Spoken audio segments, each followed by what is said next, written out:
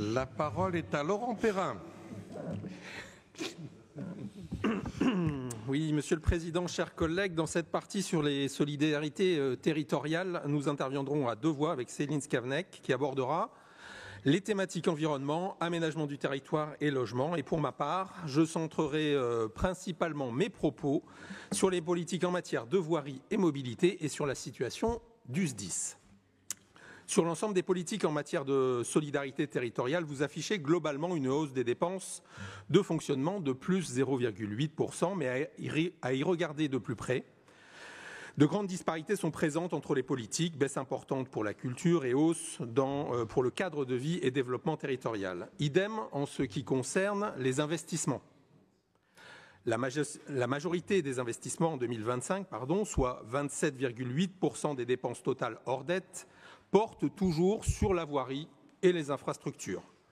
Secteurs sur lesquels plus de 75,8 millions en dépenses d'investissement sont budgétés en 2025 contre 89,4 en 2024. Mais ces dépenses sont donc en baisse. Nous ne pouvons donc que nous réjouir que vous ayez enfin entendu nos demandes de réduction de nouveaux aménagements routiers.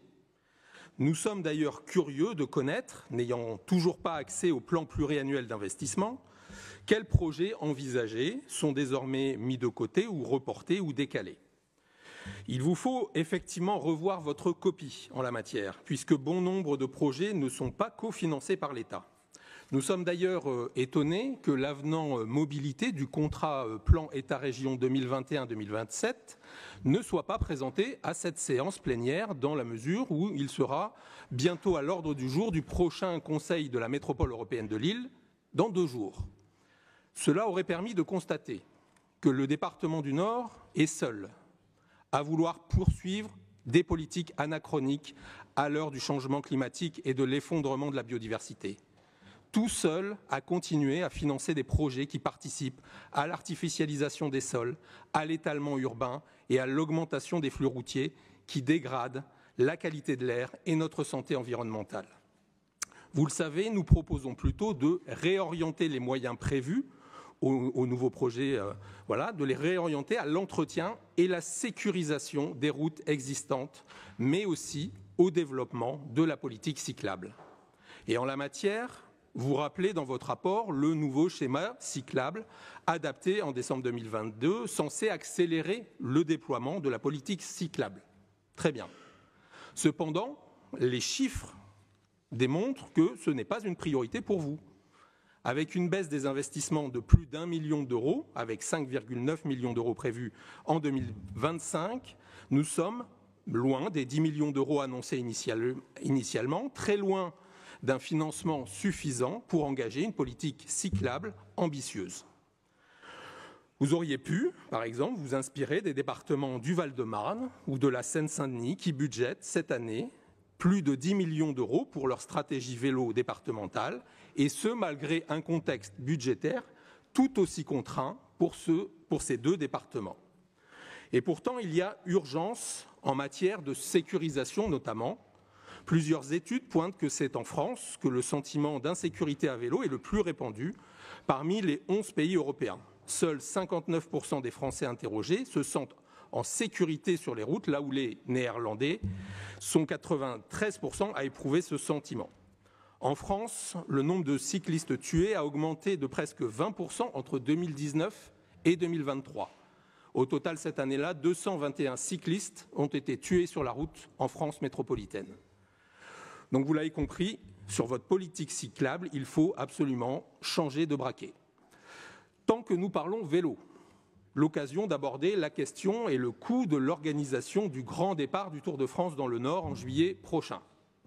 En effet, à plusieurs reprises, vous avez été interrogé sur ce point en commission, par Charles Beauchamp notamment, mais difficile d'obtenir une réponse, comme si vous aviez le Tour de France honteux. Or, à la lecture du budget primitif 2025 et au vu des éléments transmis et que vous avez donné tout à l'heure, nous n'y voyons pas très clair et surtout nous sommes inquiets. Mobilisation du SDIS, mobilisation de budget de la délégation sport, communication. Les dépenses se multiplient. Nous avons donc besoin de réponses pour comprendre l'engagement complet du département dans cet événement. Le point suivant sur le service départemental d'incendie et de secours. Vous indiquez que la contribution financière annuelle du département du Nord, consacrée au SDIS en 2025, est en augmentation de 1 million d'euros par rapport au budget 2024 pour atteindre le montant de 101,5 millions d'euros, soit une augmentation de 1%. Alors, notons déjà une évolution inférieure à l'inflation, estimée à 2% sur l'année, mais une interrogation plus problématique, puisque depuis 2025, une contribution au titre du remplacement d'une part de la dotation globale de fonctionnement pour le financement des SDIS existe, basée sur une fraction de la taxe sur les conventions d'assurance. Comme évoqué lors du débat d'orientation budgétaire, cette taxe est très dynamique. Pour le Nord, cette fraction dédiée au financement du SDIS passe de 49,3 millions d'euros en 2024 à 51,1 millions d'euros en 2025, soit plus 1,8 million d'euros. Or, la contribution financière du département n'augmente que de 1 million. Que deviennent les 800 000 euros de recettes dédiées, fléchées, supplémentaires? Pourtant, les besoins en matière de financement du SDIS sont nombreux. Les pompiers du Nord vous alertent régulièrement sur la dégradation de leurs conditions de travail, sur le manque de moyens. En ce début d'année, les pompiers de plusieurs casernes du Valenciennois se sont mobilisés pour dénoncer la vétusté de leurs installations. Fuite d'eau, présence de rats dans les locaux, insalubrité. Un manque de considération qui se transforme en mal-être au travail. Et en la matière, les chiffres sont édifiants. 14 suicides en 4 ans dans le département du Nord. Il est donc urgent d'écouter et de répondre concrètement aux revendications des pompiers et de débloquer les moyens financiers nécessaires. Et je passe la parole à Céline Scavenec. Allez-y, vous avez la parole, Mme Scavenec. Merci, Monsieur le Président. Donc, je poursuis sur les autres aspects des solidarités territoriales par la question de l'aide aux communes. Alors, les aides aux communes diminuent au BP de cette année. Vous nous dites que ce n'est pas très grave car à l'approche des élections municipales, il y aurait moins de projets et moins de demandes des communes. C'est pour nous l'occasion de rappeler cependant une critique que nous formulons depuis le début de ce mandat à l'égard du dispositif ADVB-PTS. C'est qu'il faut sortir de la logique de guichet et mieux qualifier les projets avec les communes. Si nous voulons rester le premier partenaire des communes, soyons d'abord et avant tout leur premier partenaire pour la transition écologique, pour l'anticipation des conséquences du changement climatique sur nos territoires. Nous avons salué avec satisfaction l'évolution de ce dispositif avec le bonus Nord durable et avec le fléchage vers l'énergie et nous vous encourageons donc à aller au bout de cette logique. Un moyen d'y arriver est notamment de renforcer l'ingénierie territoriale.